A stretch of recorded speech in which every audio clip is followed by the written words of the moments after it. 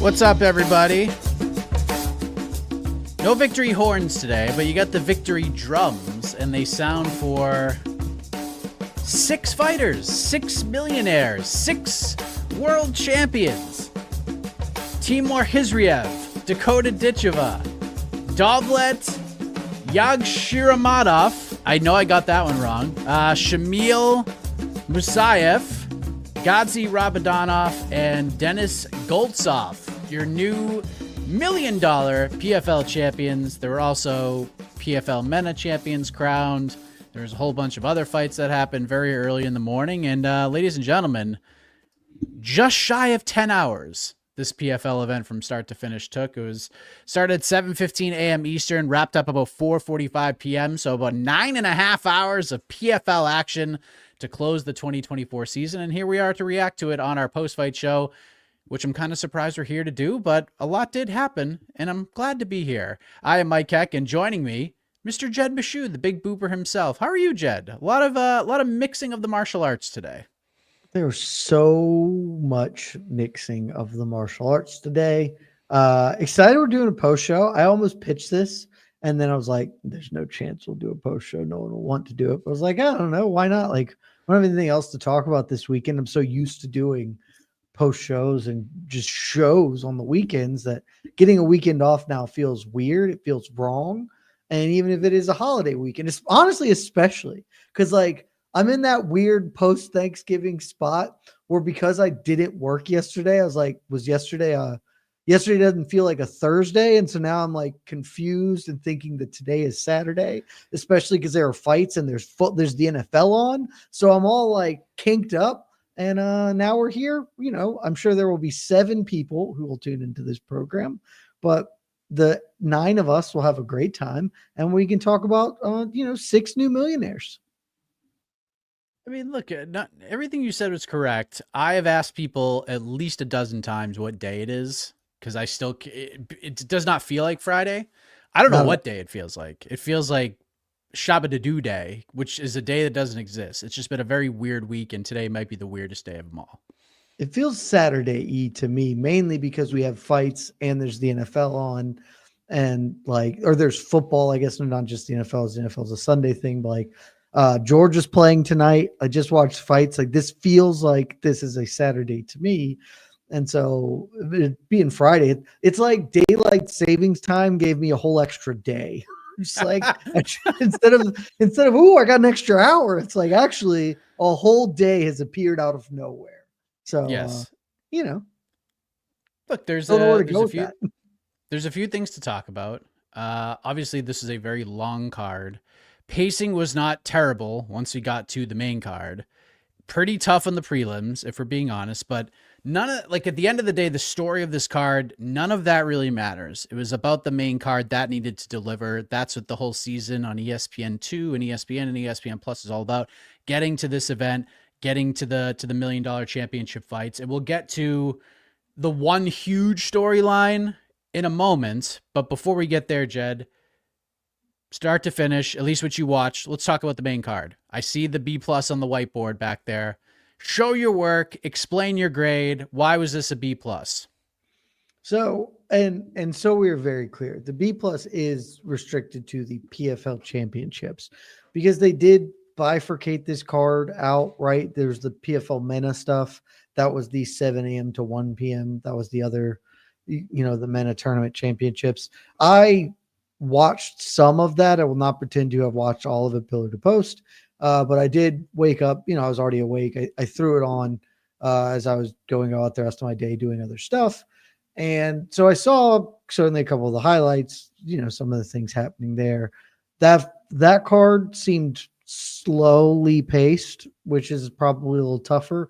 Maybe it just felt worse because I also didn't know a lot of the fighters competing. But, if I was factoring in the totality of it, 16 fights is too many. It would probably dock this score. But felt right to just judge it on the PFL championship card, the main card, the card that, was promoted as the PFL championships, not the MENA stuff on ESPN Plus. And for that, I think a B+ is right. All right. Like if you were just restricting it to that, we are talking specifically 6 fights. They didn't give us any preamble there. It was just the Here are the tournament championships. Let's get busy. As we talk about all the time, as I say a lot, I am always at least marginally interested in fights that have stakes, even if they aren't fights that I am deeply invested in emotionally, or, like the best fighters in the world. $1 million is stakes, man. Those people are in there fighting for a life-changing amount of money. You cannot imagine the things that I would fist fight someone for if $1 million was on the line. Like, I would give my absolute A+ effort, and I can't fight for shit. So I suspect that these professional fighters are going to bring their best when $1 million is on the line. And usually we see that sometimes that manifests in the worst ways, but tonight it didn't. Tonight it manifested in a ton of early finishes. We didn't do a preview show, but like BTL kind of functioned as a preview show to some respects. And we talked about how there's a world where this event could have lasted 12 hours because you have 10 championship fights on one total card. If you were just breaking down the PFL championship, 6 25-minute fights is a long damn time. And frankly, on paper, a lot of the over-unders here were set pretty high because there was an anticipation that a lot of these fights would go long. And in the end, bunch of finishes, like a ton of finishes, a couple very early finishes as well. And so you're getting like the expectations were pretty low as far as how the vibes would go. They delivered. You got a bunch of good performances. This was free on ESPN Plus. So if you had nothing else to do and you didn't want to watch this terrible Chiefs Raiders game that's on right there, you guys can't see it.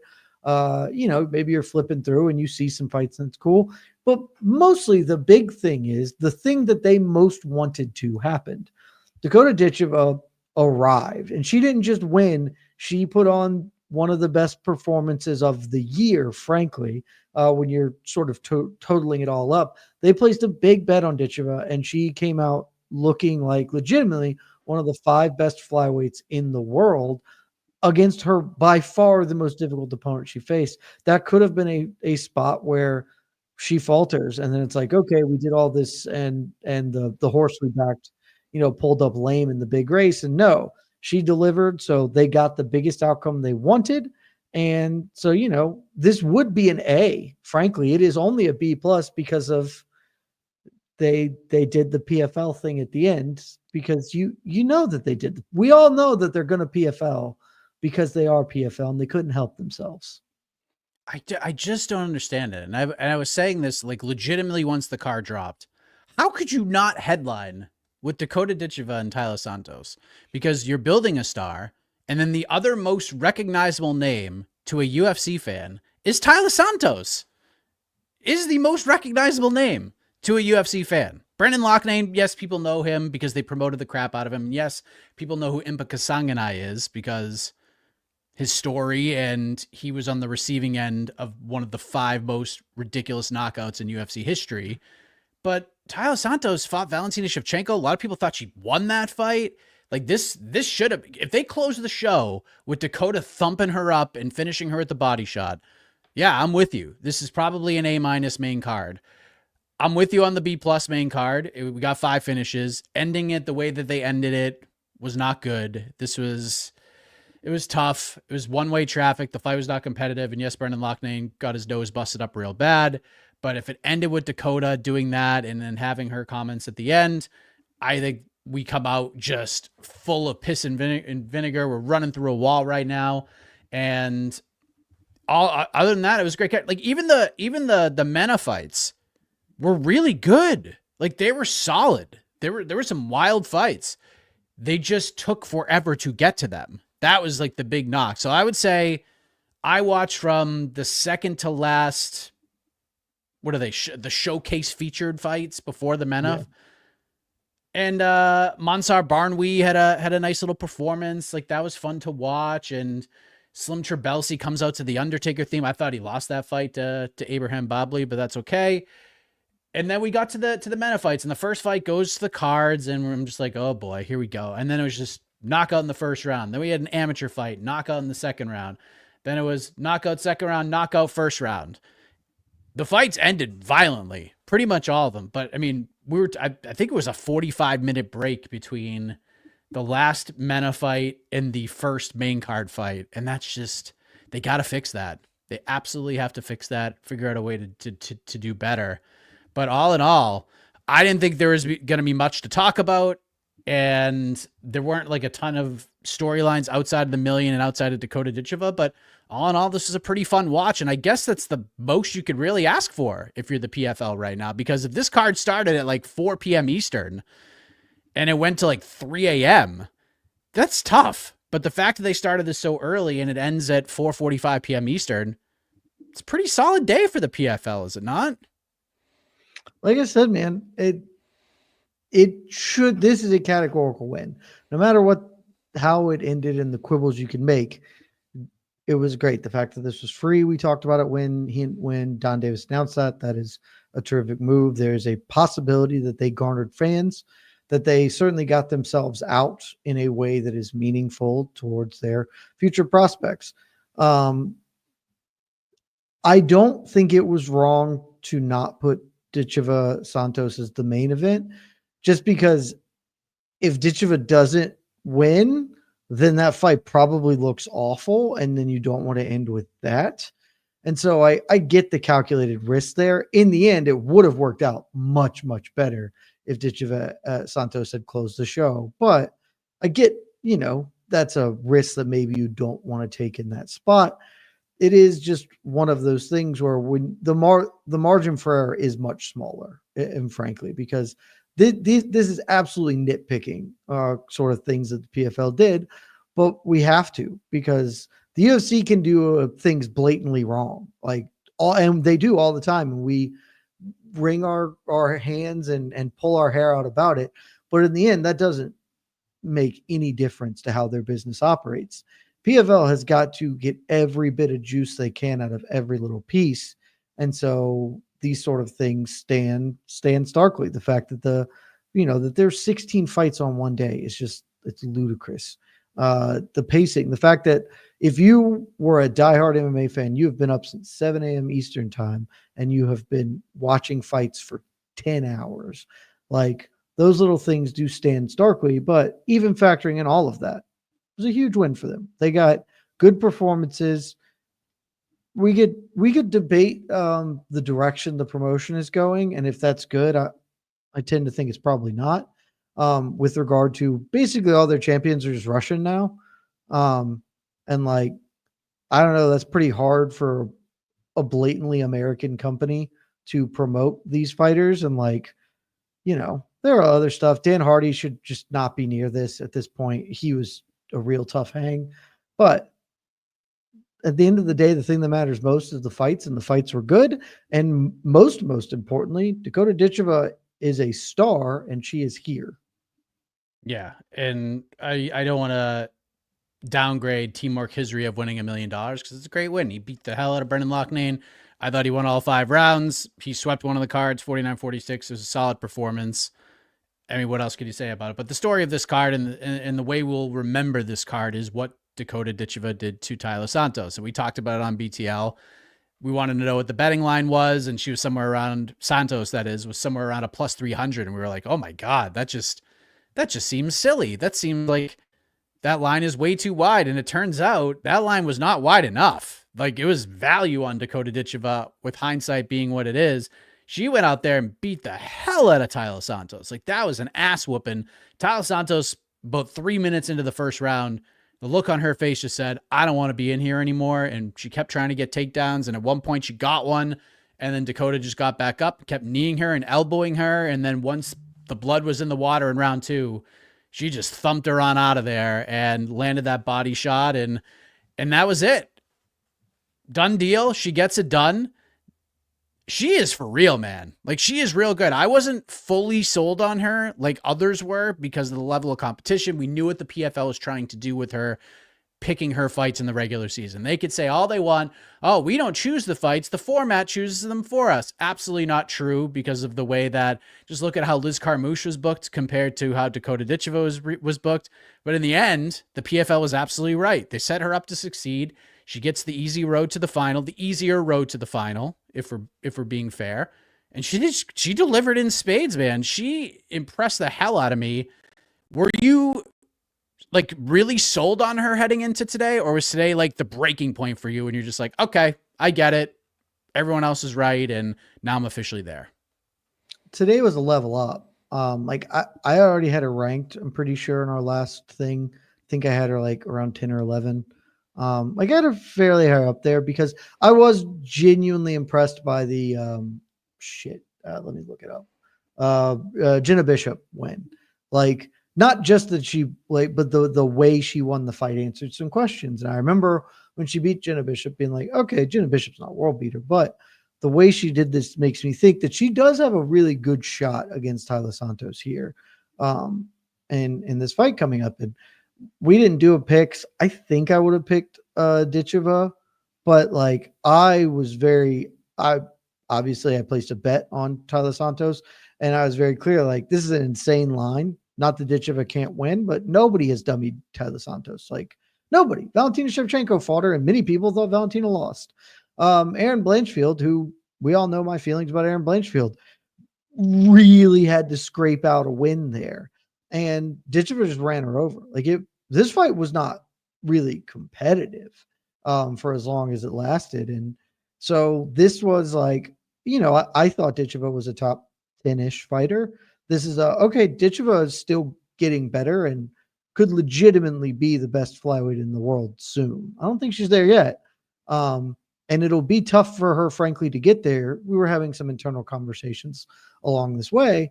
It'll be tough for her to get there being not in the UFC, frankly, because all the people above her are in the UFC. It'll be hard for her to make much headway there. Honestly, there aren't that many other opponents for her to face outside of the UFC at this point in time. There are a couple, not many. And so eventually we're going to need to see her jump over to find sort of where her real level is. But if you told me the woman we saw, fight an hour and a half ago, went into the UFC and gave Manon Fior just the business, I'd be like, I could believe that. I'm not sure I would pick it to happen, but she is extremely talented. I thought we didn't see a ton of it, but adding the elbows in was certainly helpful to her game as well. And she is getting better. She's with a great team and she is improving steadily. And this was by far her toughest opponent. And I would say, frankly, her best performance. Like this was one-way traffic for 9 minutes or however it ended up lasting. So yeah, like I don't think that I think I was sold in the Jenna Bishop fight. Like, okay, she's for real. This isn't all hype. This isn't smoke and mirrors. She has got something real here. And this is the one where I'm just like, oh yeah, okay. So give her a couple of years and let's get her in the UFC and let's start cooking. Is she the face of the company right now? Is she in the Kayla Harrison spot? Like I know Francis is there, and Francis is obviously a well-known commodity. But if you're PFL, are you just backing Dakota right now? Or are you just backing up the Brinks truck and just throwing it all at her to try to get her over? I mean, they certainly did that heading into this card. Every advertisement they had, every promo video they had, every social media post they had was about her. Nothing about Taila Santos. It's all about her. And again, turned out to be the right decision. But is she now the face of the PFL? No, but she's like one of the whatever the tier down from being like the lead dog is. Like surely there's a word in professional wrestling for the next tier of people. There's not the Roman Reigns is the champion or whatever and it's the face of the company, but there's got to be a name for like the next group of people who are also doing the heavy lifting. And she's in that group. I think the face is like Charles Oliveira, like where Oliveira is. Yeah. It's like, I think the face is probably Francis, though arguably it's Jake Paul. Like, which is just sad. I mean, the face is actually Don, which is real bad. You should fix that. But Francis, as far as fighters go, he is the guy carrying the torch for the PFL, even though he's fought one time. He just is. See, yeah, I'm learning pro wrestling stuff here, Mike. I'm learning for specific reasons. I'm working on this. Francis is the Roman Reigns, the heavyweight champion of the world. Roman Reigns isn't the heavyweight champion, but I don't know who the head of the table. He's the face. Whatever. He's the heavyweight champion. Dakota Ditcheva is like the intercontinental champion. She's the one just out there grinding at the shows and putting in the work to get the dubs. And so, like, give her some time. truth is, I don't know like to what extent she has like that natural charisma, star power that you really need to be the face of the promotion. I think we're gonna find out because then they're gonna push her to high heaven. But there's the other truth is there's just not anybody else in PFL who is there to carry the standard. Like Pacheco, but Pacheco just lost. The Bellator fighters are still weirdly in Bellator-ish. And again, like I mentioned this earlier, legitimately, Timur Kizriev is one of the 15 best lightweights in the world. Frankly, probably one of like the 10 or 12 best lightweights in the world. He's a very, very good fighter. He can't be the face of your promotion. He can't be because he is a void of charisma. Like he is where charisma goes to die, and he doesn't even have a fun hat. Like there's nothing to draw him in. Like theoretically, I guess Impa Kasanganay could have been that, but he just got done up by Dovlet. So nope, like Dovlet's got some panache to him, but he's not really the face of a company. Shamil Musayev, like that's a dude they call the quiet assassin or whatever. Super good. Oh, he's so super good, but they call him the quiet dude because he doesn't say shit. Like they fundamentally going into this card, and honestly, this whole year I've had this sort of thing where I'm just like, I think this might be the worst promotional effort possible because what they have done, what the PFL has done this season, as we have 4 champions from Russia, and this is not to be like nationalist or whatever, this is strictly from a promotional standpoint. Like they have acquired a bunch of really good fighters who they can't sell for shit on this side of the globe because none of them will work. Like, and so like that's like the exact opposite of what you want. What you would like is to have a very good fighter you can sell, or even a good fighter, or even a good sales point who's kind of a bad fighter and you can manufacture. Instead, they've got people who will win a lot and no one will ever care about, which is kind of the death of interest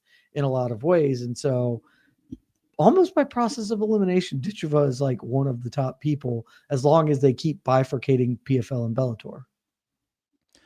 I want to keep talking about her because she's obviously the biggest story here.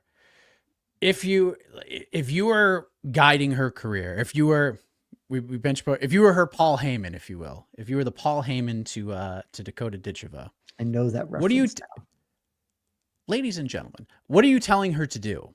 Are you telling her to go defend this $1 million crown and do this again? Because I feel that it would be just managerial malpractice to have her do this season again, right? She is a legitimate, if they're going to continue to go on pay-per-view, she needs to be on those cards. She needs to be fighting other people. She needs to be fighting Liz Carmouche for the Bellator flyweight title next. She does not need to be in another season. And Aaron Bronstetter very publicly was like, disagree, just line them up. There are people in this chat right now who are all in agreement. She needs to be in the UFC. She is now the PFL champion, which means if you followed the Kayla Harrison story, she can't go to the UFC. Whatever contract she's under, even if that was the last fight on her deal, at least with the Kayla thing, you win a title, you're pretty much locked in for another year with them, no matter what. So whether you could choose to not fight in the season, that's fine, but you are with them at least for another year. And I don't know how this works. So does she do the season again, or is she a super fights type fighter now? Let's just get her the Carmouches. Let's just load her up with top tier talent. Or if you're at PFL, are you pushing for the season because you feel like she'll win, and the more she wins, the longer you can keep her? How do we do this? What would you suggest if you were guiding Dakota? It is a very difficult question to answer. If I'm guiding Dakota and I'm not guiding the PFL, I would tell Dakota just to do the super fight thing. There aren't that many, frankly. Like there's Liz Carmouche, but you got to feel really good about your chance of beating Liz Carmouche after what you just did to Taila Santos. Like that, you'll be a healthy favorite, and deservedly so based on the performances recently. And that'll give you a little bit of gumption. I don't know how many more there are after that. And so it is tough because I think you just got to sit her down and just be honest with what's happening. Like, hey, you did the only thing that can be done here functionally. And so now at best, realistically, we've got like 2 fights for you that could be qualified as super fights at best. I'm not even sure 2 fights is correct. And so then the question is, would you rather fight 4 times next year and win $1 million? Or would you rather fight twice and we'll get paid a lot of money, but not $1 million? I don't know what her contract is or what they can negotiate at this point. It's probably some amount of cash. And so, if she is strictly just like, yeah, I'll do it, screw it, $1 million is, I would rather be paid more than, and fight a little bit more than be paid less, then do that. Otherwise, if I'm guiding her, I'm saying do the super fight thing and try to, just to do it. Maybe don't get a belt, because realistically, if I'm her, I am either trying to get paid an exorbitant amount of money from the PFL and then I'll kill whoever's in front of me, or I'm just trying to get out of this to go fight in the UFC, because that's where there are consistent opposition that I can face, that I can, prove my case as the best fighter in the world, maybe get the UFC title and make pay-per-view points, et cetera, et cetera. So if I'm telling her what to do, it's the path that gets her to the UFC the quickest, which I think is not getting in the PFL championship bouts based on what you said. But if she says, I'd rather just get paid $1 million, I'll do it again. And then maybe, I'll take another year out, because I do think there's a good argument, if you are her and on her side, to building your star more here before transitioning over to the UFC. And if that means we do another season, I win another $1 million, I get to fight a bunch, because we talked about, Mike, the best way to build her star is not to have her do the super fight thing, because she'll fight, honestly, maybe once a year based on how this year went for the Bellator super fight series or whatever. And that's just not a lot. You want to fight as often as possible. So if she fights 4 more times next year, wins another $1 million, gets another belt to take home, maybe that is the best way to kind of keep elevating herself, elevating her stardom, and making herself a more attractive property when the time does come to start negotiating with the UFC. Yeah. I mean, if they do PFL versus Bellator again, she can fight on that card. That's where you do the Carmouche fight. And then when Ngannou ultimately fights again in October or September or whatever, she could fight on that card too and be in the co-main event. So there's 2. Who's she fighting though? Well, I don't know. We'll see free agency could be very strange at that point, but you throw her in the season. Yeah, she gets reps, but she's going to retire. Yeah. I feel like she did retire. She'd wreck her. Yeah. Yeah. But I feel like she retired after the Carmouche loss, right? Yeah. There's obviously, there's others too, but there's just the roster's just not deep. She's just going to destroy everybody, which is fine. Like, you get her out there, but mostly you get over by fighting a lot, and she fought a lot this year, and now she's officially over. So I honestly don't know what it looks like for her, but if I'm her, I ain't doing this season again.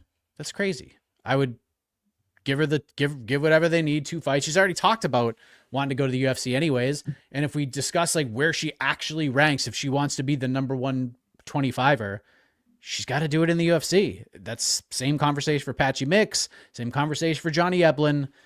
Sure, we can get him there for a cup of coffee if we really thought about it and want to give them a little present for a good win. But that's not long lasting. It just isn't, with the level of competition that she just has in front of her. So I ask you, Jed Meshew, you mentioned top 5, and you mentioned our little Slack discussion that we were having, because people were kind of all over the map on where we were going to rank Dakota Ditcheva. Some people are a little more insane than other people, but yes. 100%. And I posed this on social media as well. Where do you rank her? On the next ranking cycle, if our fearless rankings leader, AK, went on the Slack channel right now and said, need a ranking shakeup update right now for women's 125, where are you ranking her? She'll be my number 5 when we do our next rankings update. That is currently where I have Taila Santos. She will move into that spot. If you want to move her higher, I think you make an argument for it. I think you could make a argument to place her in front of Blanchfield. I'm not going to do that because while she absolutely had a far more impressive performance against Taila Santos than Blanchfield did, she's had one like good win, and Erin Blanchfield and Alexa Grasso and Manon Fiorot and of course Valentina Shevchenko, they have just all been putting in work longer and have a collection of better wins than this one win. It's a great win.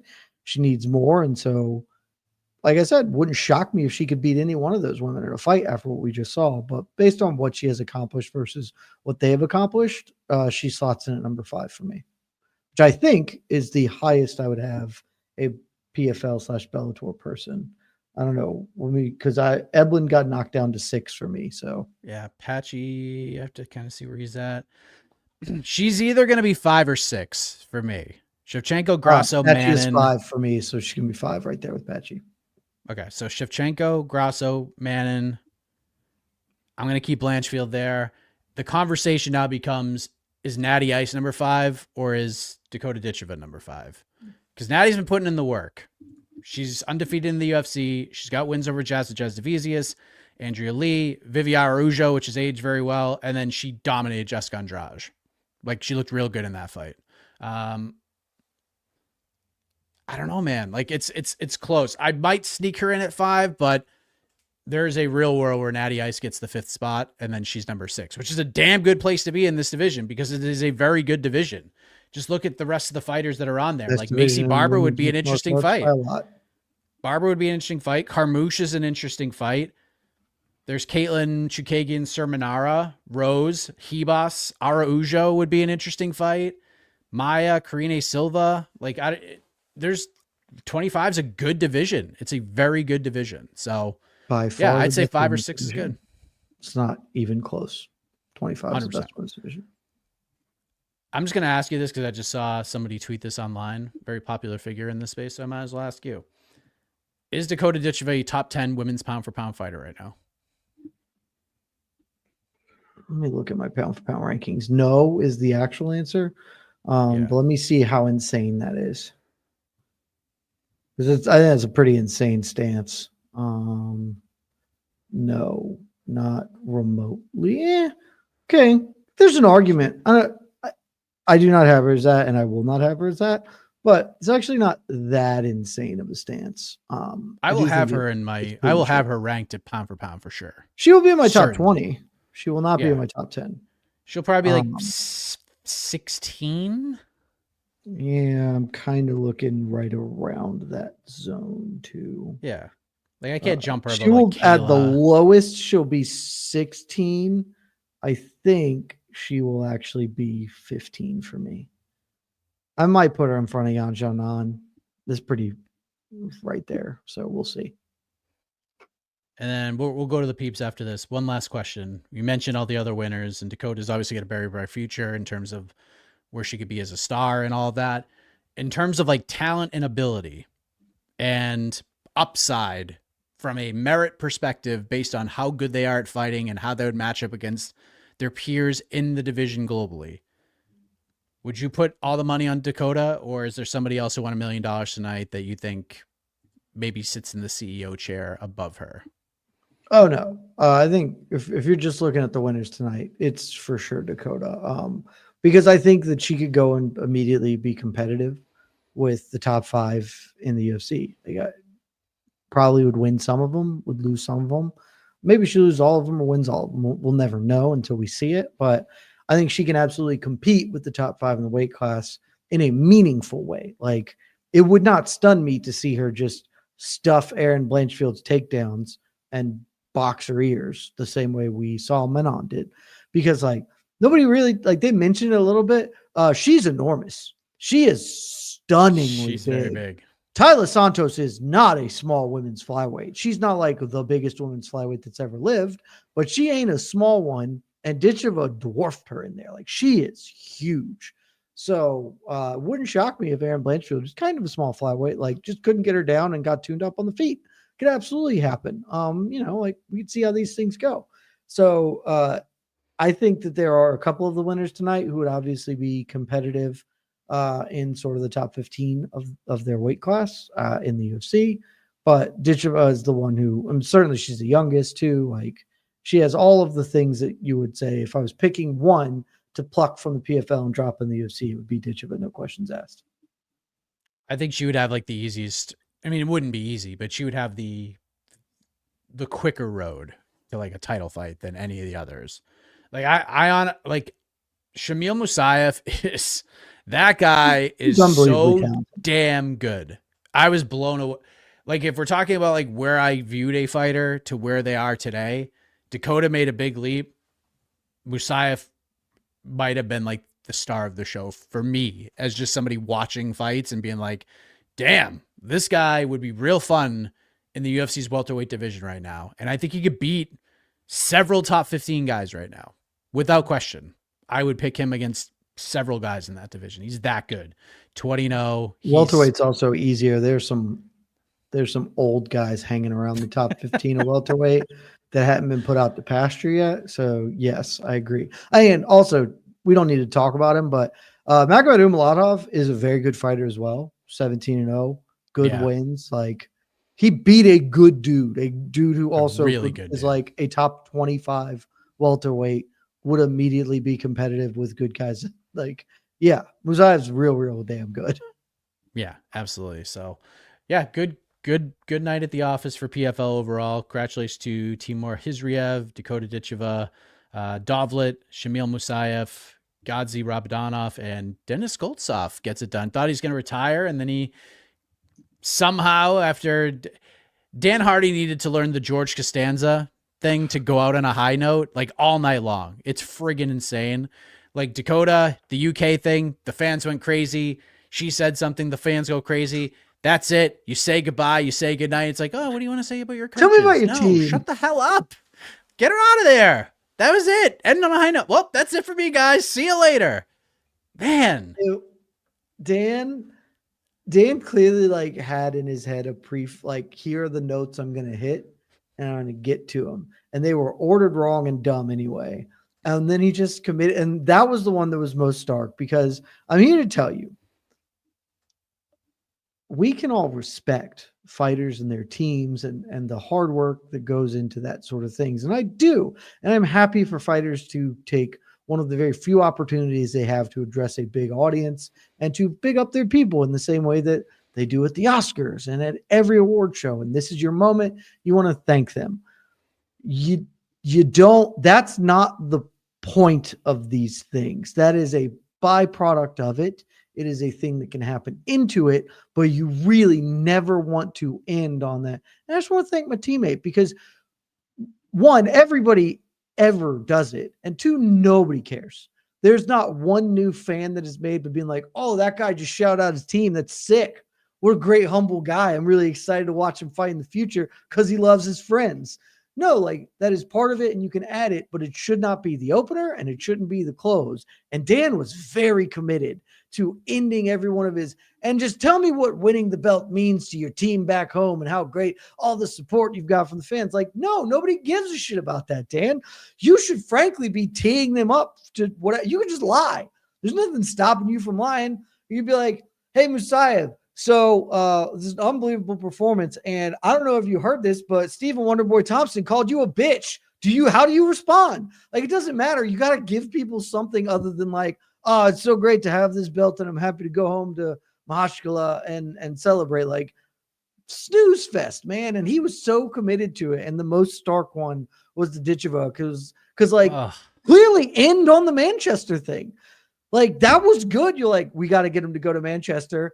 And she was lively and excited and the crowd was into it.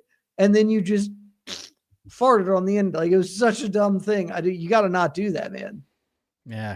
Costanza it up, leave on the high note, walk right out of the room. That's it for me. Go home. Just go home at that point. So, all right, let's go to the peeps. Super chatters. Storytelling.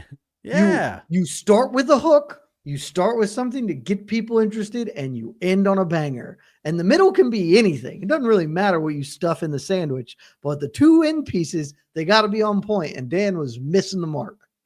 Sure was. But hey, and shout out to those guys, even Dan, even though I didn't love it. Those dudes talked for almost 10 straight hours. I mean, that is very tough. Also, shout out, because nobody will think about it or care about it. I am legitimately going to put it into our best of the year, not because it was like particularly amazing or anything like that, but because the totality of it is like, legitimately, this should be a story that the PFL can promote and use, because this is drama. This is human drama. And I'm talking about Denis Goltsov finally winning. I genuinely think that this was his fourth one or his fifth PFL tournament. It is 4 or 5. And he has been on the doorstep repeatedly. He has made the playoffs basically every year, and he has lost in the semis or the finals. Last year, he got to the doorstep and then lost to Renan Fajeda and lost the opportunity to fight Francis Ngannou. And like, this is a man who, in any other sports movie, like we are doing that. This is a narrative of he got battled back, and oh, look at Michael Jordan. He just can't get past the Pistons, and he just keeps losing. And then he triumphantly finally does it. And he does it with a freaking triangle, like an old school triangle choke from guard against a dude who hasn't lost in like a decade. It is to finally get the monkey off his back to earn $1 million, and probably more important to him at this point, the belt, the title. And for him, he was fighting for more than $1 million, kids, because everybody was fighting for $1 million except for Popov and him, because they were fighting for $3 million. Because the winner of this is probably the guy who gets to fight Francis Ngannou and gets a guaranteed $2 million paycheck. So this was, of all the ones to win, this was the one to win, and he finally did it. And so shouts to him, because like, that's just a cool ass story. And I think it was honestly the coolest part of the evening, and they somehow didn't, like, this was blown past because it was the opening of these. Why this wasn't your planned main event is beyond me. It was the heaviest fight. Like, I don't know, but no one's going to think about it, and it's going to be in my top 5 submissions of the year. It's a big moment. It's a big moment. Gets over the hump. He finally wins the big one, Jed Meshew, and we can all celebrate that victory. But you're right. That probably, if this is the UFC, the heavyweights would have absolutely been the main event. That's how they roll. And all right, let's go to the peeps now. He's going to get ranked now too. I don't think he was ranked in our heavyweight rankings. He is going to be ranked now. Yeah, we might have to do. I mean, I had Popov ranked, and then I dropped him after Rug beat Malikan. So Goltsov, he's going to get in there, man. He's going to get himself a number. All right, let's see what you got. Obviously, if the super chatters get to cut to the front of the line, let's throw this up there. Anyone else remember when Jed and Mike said Blanchfield can move up to 135 and dominate? Prove me wrong. She still could. I'm sorry. You think the 24-year-old can't, doesn't have a future? Okay. You could be right. Like, maybe she can't. She's also 24. Have you seen the women's bantamweight division? Have you seen it? I mean, Kayla's also, very yeah, good. bantamweight Stay is away garbage. from Kayla. Stay away yeah, from but Kayla Kayla's Harrison, got 3 years max. She's not doing this that long. If in a year, would you confidently pick Juliana Pena to beat Erin Blanchfield? Like, confidently? In a year, I wouldn't pick her to do it now. Juliana Pena is the bantamweight champion, just so we are entirely clear of what's happening. Erin Blanchfield is 25. If she simply just hung around for 10 years, there is a good chance. Bantamweight's getting worse. Like, all of the other weight classes are getting better. Women's bantamweight is actively getting worse. So, if she just hangs around, she might be able to win it by virtue of there not being people there. And if people actually remember us saying her going to 135, when there was the Grasso Shevchenko drama going on, and she had arguably earned a title shot, we were just go to 35, win a fight, and you probably get a title shot because there's nothing going on there. That's what we were saying. So just to make sure we're all on the same page, that's what we were saying. And that she would probably win the belt, and I would pick she probably would have. Pena. Pena is not good. I don't know what else to tell you. Jameek, should ESPN do a better job promoting the PFL considering they operate off of their platform? I looked at the ESPN MMA page on Instagram, and the first mention of this event I saw was 3 days ago. Promotion. So this is an interesting question because ESPN is not a promoter, but they also kind of are. It's one of those things that's just a really weird subject because ESPN is both ostensibly a journalistic entity, which is not, it is not ESPN, the news portion, to promote shit. That's not their job. At the same time, they are also obviously a streaming service that has a broadcast rights deal with them. And so I don't believe, in my perfect world, the ESPN MMA page is a news page and not a promotional outlet. And so I don't think that they necessarily should do that, but I don't know. I don't have. I'm not saying that that is the right answer. That's just kind of what I think is the answer there.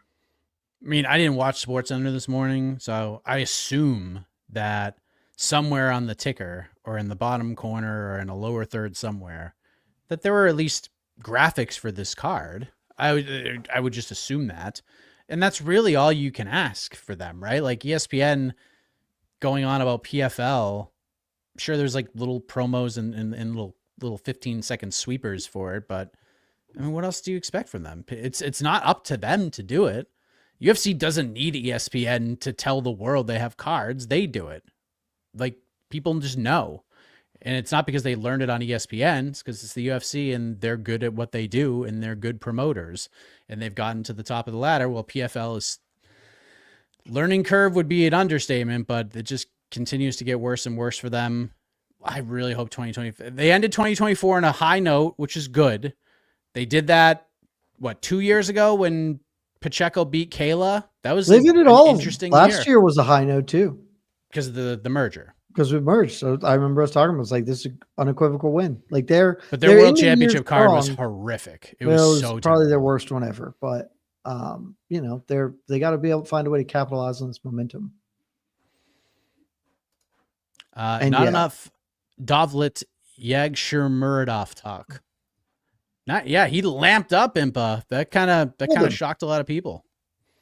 I told AK this. I briefly considered putting Impa as my leg of the climb this week because I thought he was going to win, and then I was like, I don't know. I haven't done enough to feel confident here. That would be me just gambling. And boy, oh my God, I didn't do that because that lasted about 53 seconds before Impa got killed. Yeah, jeez. That was wild. I was like, oh, he lit him up. Yeah, there's some pretty cool, nasty man. knockouts, man. There were some dope things happening here. Costello Von Steenis had the knockout of the night. Like, I know Dakota's like the star, but I think so. Dude, head kicked a knockout. Dude, face plant KO, and knocked him into another planet. Brim Primus getting face planted for a milli was pretty sick. He got knocked down 100 times in that fight. Yeah, he got dropped like 6 times and wouldn't die. And then when he died, he died. He died real good. He died real good. He sure did. How long until we see Dakota Ditcheva in the UFC, Jed? If you had to guess. 2027 would be my guess. That long, you think?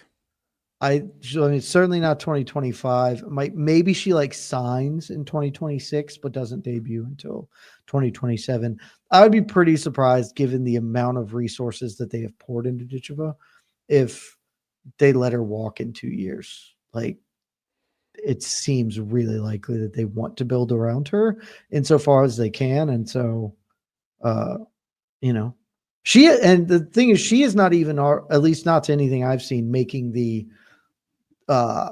overtures about it yet. That'll come because it will certainly have to come, but she is playing the good soldier. We'll talk to PFL, see what's next. I'm just happy to finally won the belt. And, it took Kayla was flirting with the UFC for a couple of years before she finally came over. I think the same thing is she was going to sign with Bellator. She had pen to paper to sign with Bellator to fight Chris Cyborg. And then PFL matched their offer. It takes a while because, again, this is her breakout performance, no doubt, but she is still kind of developing. She's 26. So 2027, I would say, is the earliest timeline. I could see it being later. I think if she is if she is talking to her team right now and she's like, yeah, tonight was a great night, but I want to get to the UFC as fast as possible and nothing will change that, she will be in the UFC by 2026. I think. That could. If I am Peter, if I'm Peter Murray and Don Davis, I am taking her out for a freaking prime rib, her whole team, coaches, managers, everything. And then I am giving her a check with no dollar amount and handing her a pen and saying, fill it in, whatever you want. And I want you to stick around for the next 5 years. You write it down. I don't care what the number is. Write 50 million. Write 100 million. I don't care. Write it. We'll pay you. We got the Saudi money coming in. We can afford it. We're fine. They need to do this now. They cannot let her walk. They're screwed if she walks. When she walks, they're in big trouble. That is a huge loss for them, especially at 26. Like, we knew Kayla was on she's still very good, but we never got like prime Kayla fighting in the UFC, and we probably weren't. And who knows where she'll be moving forward right now because of all the, the weight cutting and all that stuff. Like, how many more times can she cut to 135? It's gonna continue to take a lot out of her. So yeah, she's a very important piece to the puzzle, especially with how the PFL is trying to present success to the fans, which is not, hey, we have this many people watching our cards and this many people liking our social media posts. It's, oh, we signed this sponsorship, and oh, Fight Matrix has this many fighters ranked, and this, that, and the other thing. We sold TV deals here. We have sponsorship deals here. They care about that more than the buzz that they have right now. And if you lose her, she is a great tool to show to potential investors and sponsors, hey, we have this rising star right now. You better get on board now before she becomes a superstar, and you will reap the benefits of that. Losing her, it's tough, man. Plus, Dan Hardy is right. Go to England.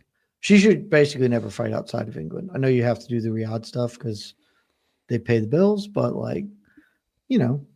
English fans very are popular in freaking Saudi too. That was seemed like it, wild. But the English fans are dope, and so the more you can cultivate that fan base, you should lean into that.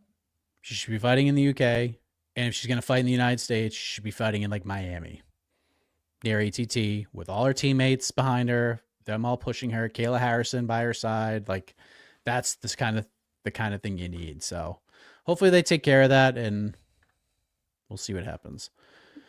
Jose Perez is robbed of the victory. Didn't watch that fight. Yeah. So I will take your word for it. Can't say I have a lot of thoughts on that one. I missed that one. I think that was I missed the Braga win. Good for Gabriel Braga, by the way. That was pretty sweet. It's the backup stepping in on like 3 hours notice or whatever, getting a dub. Jeremy Kennedy? Sick. That's a good win. That's a very good win. Thoughts on PFL finally making the no-brainer decision to allow elbows and how it impacted the event. Really came into play in the Ditcheva, Kizriev, and Mansar fights. It's MMA, baby. Looks more MMA. I understand not allowing elbows for the season because cuts are disproportionately effective for like how that works. I think it was obviously very stupid not to allow elbow for non-tournament fights or whatever because they're fighting in close proximity. Everything else, it's MMA. There's no reason not to have them. I didn't notice this at 309. Maybe it happened. And I don't even necessarily think it's a good thing, like that it is an effective tool. But what I noticed Kizriev doing it a bunch when he would get in guard, the elbows were allowed, and they adopted the new elbows, so the 12-6s. So he was just going for this guy, just like from the guard, which again, I don't actually think is like a really effective weapon when somebody's got control of your hips to just try and like dice down. But it was really funny. And I was like, oh, look at him try and go. So that was cool. Yeah, it was I mean, it looked just more MMA. Looked a little more legit, more professional, if that makes sense. Will Dakota want to leave the $1 million paydays for UFC? Again, that's what it's going to come down to. It's going to come down to, do you want to be rich? Because could she be rich in the UFC if she wins a belt and defends a few times? Sure. But she'd be a guaranteed multi-millionaire in the PFL. And I'm not even talking about if she continues doing the seasons. They're just going to pay her to treat her well and treat her like a star and keep her happy so they can keep her as long as possible. She is going to make a lot of money if she continues to fight for them. However, she will not be, her legacy will not grow. She will just continue beating people that we all know she's going to beat. And eventually, as much as people loved Kayla Harris in the first 3 or 4 seasons, people got sick of it. They're just like, all right, like, bring in somebody else. We need Chris Cyborg. We need like fights against like legit competition more often than not. and people got tired of it. But money is money, and she will make a lot more money with the PFL over the next decade than she probably will at the UFC. I don't think there's really an argument to that. So do you think Legacy just kind of takes over at some point and she's just like, nah, I'm good. I don't need the money. I'm just going to go to the UFC and challenge myself and make way less. At some point, that point isn't soon. I can't stress enough to people that most people aren't dumb. They may be dumb in various aspects, but like people broadly speaking, like understand direct incentives. And the choice for Dakota right now is very clearly, I can win at minimum $1 million every year. Got to fight several times, and that'll be tough and that's work, but I win $1 million on top of the sponsorships I can get, the growing of my stardom and my brand. All of these things, I gotta make a ton of money, or I can make substantially less in a gamble to make more. Because if she gets the belt and gets pay-per-view points and becomes a star in the UFC, certainly she would make more.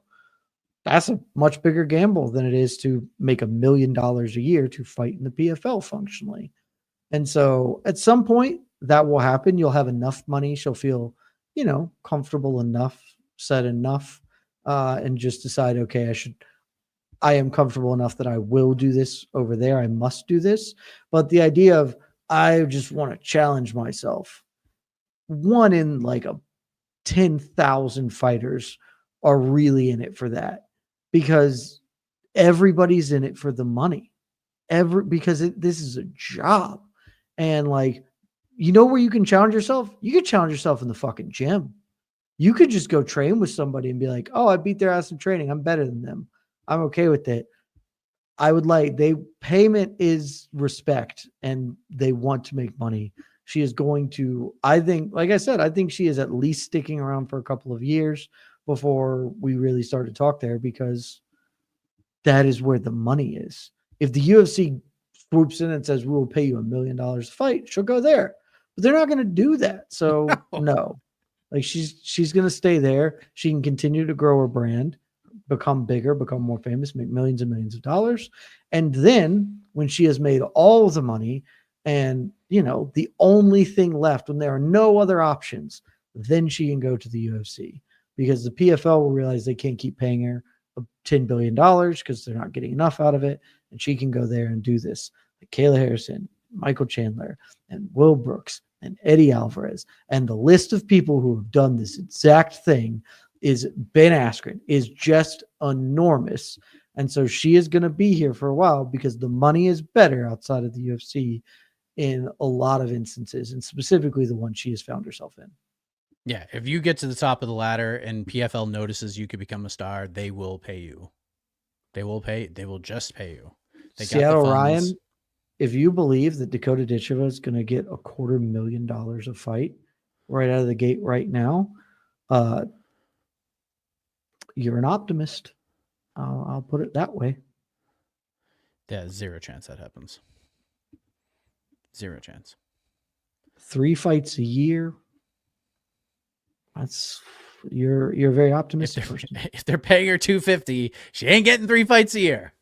Ask Derek Lewis what life is like now that he's making more money. He told me. Go back and watch that interview. Who do you got, Mike? Dakota versus Natty Ice. Honestly, if we found out tomorrow the UFC was signing Dakota Ditcheva, if we added on to the next one, this would be the exact fight I would pick. Without question. This would be the fight, because I think it would be incredibly fun and interesting, and they're very similar to each other. Dakota is bigger. She's definitely a bigger fighter, a little more of a brute. Natty is very strong and athletic. They both can strike their asses off. Both have underrated takedown defense. Natty Ice has a better ground game overall than Dakota. So I think I would lean Natty Ice, just barely. If this is like a pay-per-view fight and we were doing a watch party, if Natty Ice is like a plus 175 or more, I would probably bet her. I would pick Ditcheva over Natty Ice at this point in time after this performance. But this I think I would make. I think I would go Blanchfield. I think that would be the fight I would make. Because screw it, let's just see. Let's just see if Blanchfield just needs to start cutting because she's small, or if she can ever learn to do anything on the feet. Plus, like Blanchfield's kind of in that no man's land right now, where like ostensibly she's pretty close to a title fight, but she's also kind of really far away from a title fight. So I think that I would go Blanchfield. Danny gonna make her go to the Contender Series, says Dave. Dude, yeah, like so somebody posted this, so I'm sorry for stepping on your corner, but you said it and it reminded me, and I looked it up, and I believe that this is actually true. Patty Pimblett made like 12-12. Yes. I like Dakota Ditcheva. And he was way more over than Dakota is right now. Is great. Patty Pimblett was a legitimate bona fide star. Ditcheva is not. Ditcheva was a better fighter than Patty Pimblett was, like relative to the division. Patty Pimblett was a star, is a star, and he made 12-12. If you think Dakota Ditcheva, who is not a star, but who's very good, is making anything frankly close to 3 figures guaranteed prize, whoo, you are optimistic, my friend. No, there's no chance. There's no chance. The UFC would pay her more. They'd pay her a decent enough wage, like when she becomes a star. When it gets to the point where it's just like, okay, if we sign her, this will set the MMA world on fire. Like Kayla signing with the UFC was out of nowhere. That was like, oh shit, how about that? Cool. I bet they'd offer her 40 and 40 right now. Yeah, it's probably right. Like, reasonable money. And if she fights several times and wins them all, then she'll make, a good chunk of change. Or she can fight 4 times and win $1 million. Yeah. And also, make if she's on the 6 UFC, figures a fight. Frankly, it is far more likely she loses in the UFC making 40 and 40 than it does fighting for $1 million plus whatever her base is in PFL, which at this point is going to be, I would guess, at least 40 and 40. So, look, the economics say stick with the PFL for a few years. Yeah. If it's about money, unless she comes from a family that has a lot of money, then go challenge yourself. But if you're about just setting yourself up for the rest of your life as a professional fighter, you stay. Seattle Ryan, 2 to 3 years. I don't mean to pick on you. I am not saying that it never happens. The idea of undisclosed pay is not a reality. It has happened before. Yeah, but you know who gets undisclosed pay? Champions and main eventers. That's when they get that. That's who gets undisclosed pay. And even then, like, say if you just talk to people who follow the UFC and like, yeah, like John Fitch did a whole thing when as part of the lawsuit of like, here is a financial listing of all the money I made, and here's all the undisclosed pay I made. It's not like if you hear undisclosed pay and think 6 figures, no, it's like a bump. It's a tip. It like. The UFC does not pay well. This is not us hating on the UFC. This is an objective fact. They do not pay well unless you get to the very top. That's it. And even then, they don't pay well. They just pay better than anybody else does. Yeah. Like look at the money and the purses Conor McGregor has made. Like nowhere near where he should have been making. Like it's a lot more than most fighters got, than every fighter got. But considering like the gates and the pay-per-view buys and all that stuff, like it should have been way more. And you saw a lot of those numbers when they were digging through all the trash essentially during the antitrust lawsuit filings and or unfilings, if you will. We saw a lot of crazy stuff. And that was like the biggest bummer about like the antitrust thing just dying and taking a settlement was that there was a whole lot more that fans are about to see. That was just insane. So there we are. Do you have anything else? I think we're good. Yeah, I think we're good. Well, you guys rule. I'm glad we got to come on and do a post-fight show and do some sort of programming after the Professional Fighters League event. But Jed, get some rest because next week it's another UFC pay-per-view fight missed week. The field goal, Mike. Oh, who did? They did? The Raiders. The Raiders are down by 2 with 2 minutes and 17 seconds, and they missed the field goal to go ahead. There it is. Holy cow. That's too bad. That's a shame. Well, sorry, Raiders Nation. But the good thing for Raiders Nation, the UFC is coming back next week, and UFC 310. It's kind of a slapper. This is a hardcore fan's delight. This is a friggin' good card. Pants and Asakura, Shavkat, Ian Gary. 3 stars. Between 2 and 3. We don't know. Okay. Cyril Gane, Alexander Volkov. Bryce Mitchell, Kron Gracie. It's still the weirdest fight I've ever heard. Nate Landwehr, Duho Choi is going to be incredible. Anthony Smith, Dominic Reyes, Vicente Luque, Temba Garimbo, interesting fight. Movzar of Loya versus Aljamaid Sterling, a prelim fight. Randy Brown, Brian Battle, that's a banger. I've come all the way around on it. I think it's the best bit in the world to have Aljo Movsar fight like a presumptive #1 contender bout on the prelims, and just the Flat Earther Bowl on the main card is just an unbelievable bit.